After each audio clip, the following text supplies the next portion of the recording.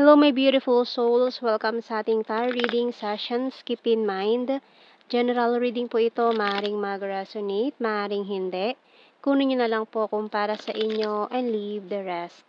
Maaaring mag-shift na energies or magkabaliktad ang sitwasyon. Kaya kayo na pong bahala kung saan kayo nakalugar sa reading natin. So, let's see.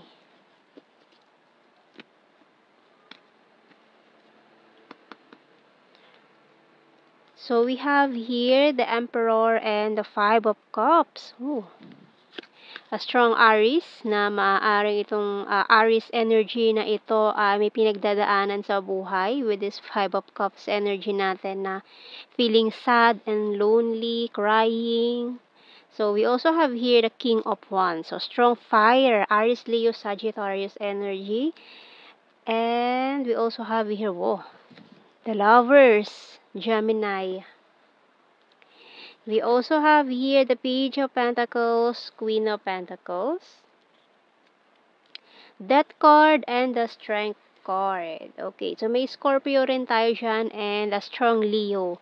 In bottom card, Six of Wands. Okay, so itong taong to parang masyadong masyadong believe sa sarili. Mataas yung tingin niya sa sarili niya kasi mukhang itong taong to is in higher position, pwedeng sa trabaho, pwedeng manager mo siya, boss, ganyan. Kaya hindi siya basta-basta titiklop lang sa tingin niya is mababa yung ranggo sa kanya.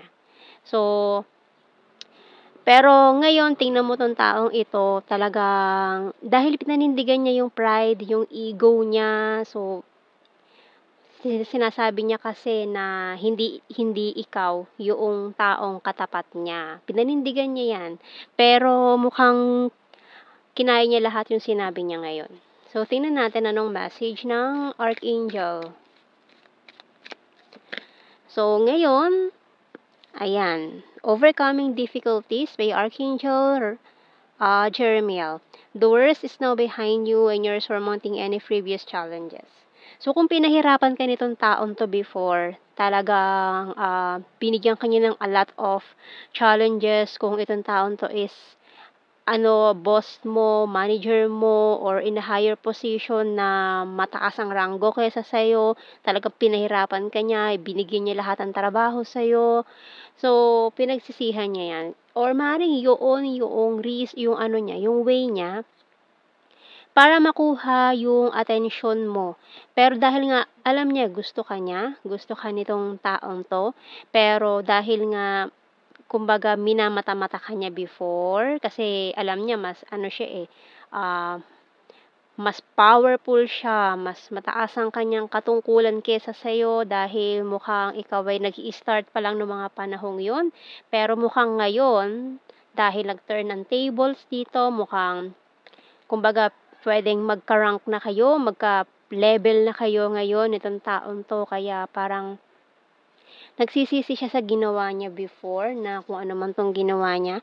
Mukhang okay ka na ngayon na-overcome mo na yung difficulties na ibinato sa'yo nitong taong to. Talagang pinahirapan ka nitong taong to. And maaaring din yan ayaw din niya siguro na maanuhan mo siya, malampasan mo siya. Parang ngayon nai-stress siya. So, tingnan natin we have here Dreamcatcher and Mirror. Ground. Ayan, parang siya bumagsak siya sa lupa Talagang pinaano sa kanya na mag-grounding ka naman, magpakakumbaba ka, ganyan.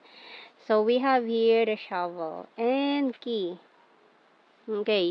So, kasi ikaw wala kang ginawa kundi mag-focus lang sa goals mo, kahit anong ibato sa'yo ng mga tao, talagang ina-accept mo lang, nilalampasan mo lang na very, very easy, parang lang sa'yo, sisiw lang sa'yo yan, no? And, tingnan pa natin. Kuha tayo ng messages, tarot messages, oracle cards.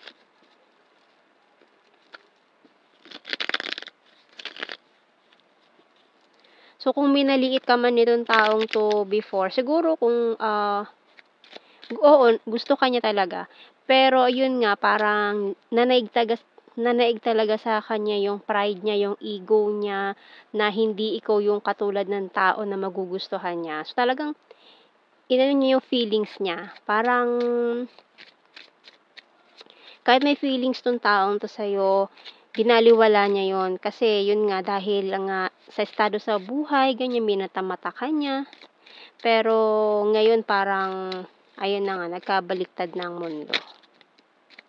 So we have here, I want to protect you, you're my rest and my healer, I'm so in love with you. Ayan. So itong taong to din kasi, marami siyang mga pinagdaanan din sa buhay na childhood traumas na rin or kung ano man 'to nangyari sa past nitong taong 'to. Maaaring kulang sa aruga. Ayan, maling baksin ang naiturok, yung mga 'di ba ganyan? 'Pag sinasabi na masama yung ugali, gano'n. So, mukha ngang kulang ito sa aruga or attention ng magulang niya before. Kaya parang meron siyang hinanakit sa mundo, ganyan. Pero nung nakilala ka niya, parang may naramdaman siyang something, pero binaliwala niya talaga yon. Kasi nga dahil nga sa pag-uugali niya, no, masyado siya mapagmataas, na ayaw niyang ibaba yung sarili niya to mag-level kayo. Pero ngayon mukhang ano na talagang nakikipagbakbakan ka para lang ma-achieve mo yung mga goals mo Talagang malayo na rin na narating mo ngayon. And pwede ka nang i-line up sa lifestyle nitong taong 'to. Doon niya mukhang magmi-meet ulit kayo nito kung nangyari na 'to in the past, mukhang magmi-meet ulit kayo nitong taong 'to and mukhang ipapamukha mo sa kanya kahit hindi mo gawin pero makikita niya na ipapamukha mo sa kanya, makita ka lang niya, gano'n. Kahit wala kang gawin, wala kang sabihin sa kanya, hindi mo siya susumbatan, pero once na makita ka niya na in this position ka na, mataas na yung narating mo, malayo na yung narating mo, doon niya mare-realize na parang sampal yun sa kanya, 'no? Pero for some of you din kasi parang naging stepping stone yung ginawa niya para to work hard, ganyan, and you're my inspiration. So ngayon mukhang naging ano ka na niya, inspiration, mukhang, nare-realize na rin niya or unti-unti natatanggap niya na sa sarili niya, 'no, na pinagtakpan niya lang yung feelings niya before kaya niya ginawa yun sa'yo. So, we also have here, I'll start to save money. So, ayan, mukhang marami ka na na-save na pera. I'm strong and independent. Ngayon, kasi iniisip niya rin kasi siguro na baka pera lang yung habol mo, ganyan. So, pero pinatunayan mo naman na you're strong and independent, na hindi mo kaya, na hindi mo gagawin yon na parang aasa ka lang daw sa kanya, yung mga ganyan, 'di ba? Yung material things ng iyong habol kaya parang dinedma ka niya or kumbaga binigyan ka niya ng challenges para patunayan yung sarili mo sa kanya. Pero ayan, may mga kasinungalingan din na naganap dito. I'm a lawyer. Ayan, ayun, maaari nga nagsinungaling siya about sa feelings niya sa'yo na pinakita niya sa'yo, pinaramdam niya sa'yo na hinding-hindi ka niya magugustuhan. Pero taliwas yun sa lahat ng mga sinabi niya. Okay, guarded and wounded.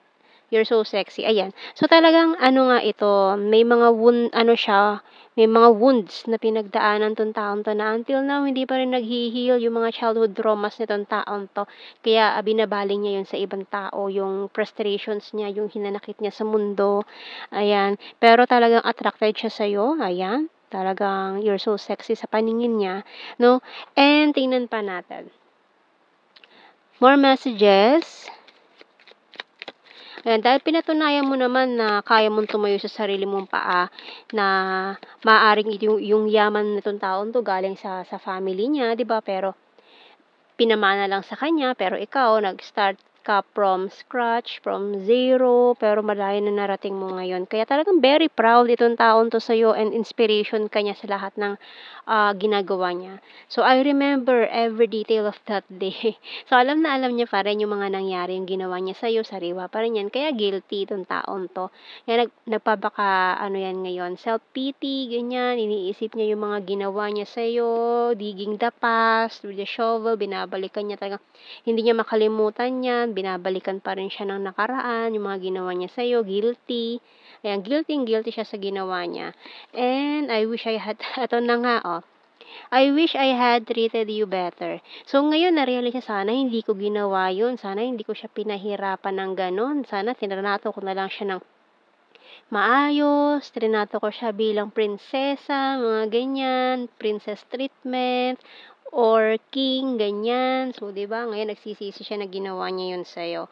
And I want to tell you how he feels. So, ngayon, ayaw niya nang itago yung nararamdaman niya. Gusto niya nang sabihin sa'yo very soon. And we also have here, we both know I'm not the one for you. So, yan ang ano, inisip niya rin kasi na hindi kayo tugma, hindi kayo para sa isa't isa noon. Kasi nga parang kumbaga, ang nag-start kayo as langit at lupa ang pagitan. So, hindi pwede magtagpo. Kumbaga, tubig at langis, ganyan. And hindi pwede magsama, di ba? I wish I could share my good news with you. Yeah, marami na mga nangyaring good news na pinagdaanan. And eto na, I love you daw. And I know that I crossed the line with you. So, ayan, sumobra na talaga itong taon to talagang ano na, kumbaga pinuno ka talaga, napuno ka sa mga ginawa niya.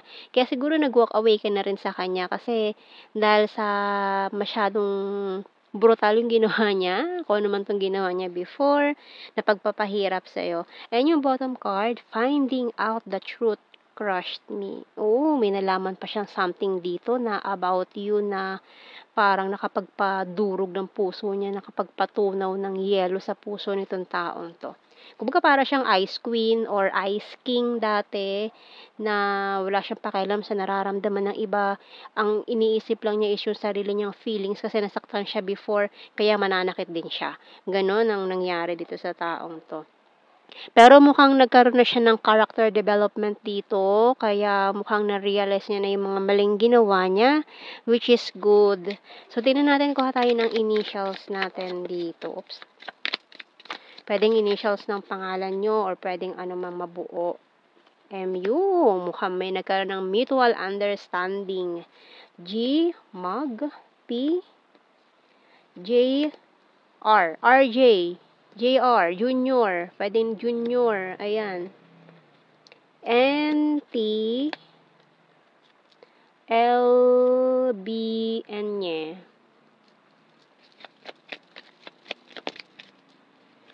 K, Z, ang bottom card. So, let's see sa ating blue card, manifestation, separation, and, celebration. Puro shon, celebration, manifestation, and separation. Ayan. So, talagang mukhang umiwas ka na sa taong to. Pero dahil, ayan, minamanifest pa rin or minamanifest ka nitong taong to, gusto ka niya makita ulit. And mukhang mangyayari yan very soon, okay? So, ayan, minamanifest niyang mangyari yan. And may celebration na magaganap dito. Maring invite ka niya sa isang celebration or kung ano man yan. And tingnan natin sa ating general signs and messages. So, keywords na lang ito. Hindi na natin kailangan i-explain more dahil alam niyo na yan. Be beautiful. Ayan, talagang napakaganda mo, napakagwapo mo sa paningin nitong taon to. Selfie-holic. And tinitingnan din niya yung mga pictures mo online, mga pictures mo dyan. And may mga stolen shots ka rin sa ano niya, sa device niya, ganyan. Or baka pati CCTV camera tinitignan niya. 'Di ba? So, yung mga, lalo na kung ito yung may-ari ng building company, ganyan. Talagang chine-check niya yung CCTV camera kung saan ka nahagip, binabalikan niya yan. Kasi this person is really missing you. Iniisip ka niya palagi. So, nalulungkot tong taon to na umalis ka na dyan sa company nyo or sa kung saan man kayo nagkakilala na binabalikan niya pero wala ka na talaga doon. So, rainy season. So, malagang important ang rainy season sa inyong dalawa. And ex-lover, long distance. So, maaaring may mga umiwas na rin. May nag-abroad or nagpakalayo-layo. So, we have here very serious, need more signs and intelligent. Ayan, so dahil nga matalino ka, kaya mo namang gumawa ng paraan para sa sarili mo na hindi ka aasa sa ibang tao. Talagang humanga siya ng husto do'n. Kasi siya maaaring yung yaman niya galing lang sa family, namana niya lang, 'di ba? So, hindi niya pinaghirapan totally.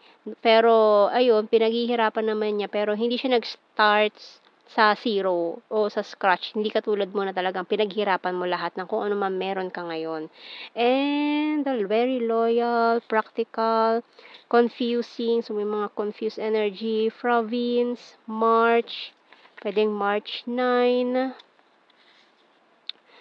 Taurus, coins is earth sign, Taurus, Virgo, Capricorn, patience please, funny, divine masculine, and flower. So, ayan, si divine masculine, magsisend yan ng flower or peace offering, pwede. So, yan ang ating reading, my beautiful souls. Thank you for watching. Take care and God bless. See you in our next reading, guys. Bye-bye.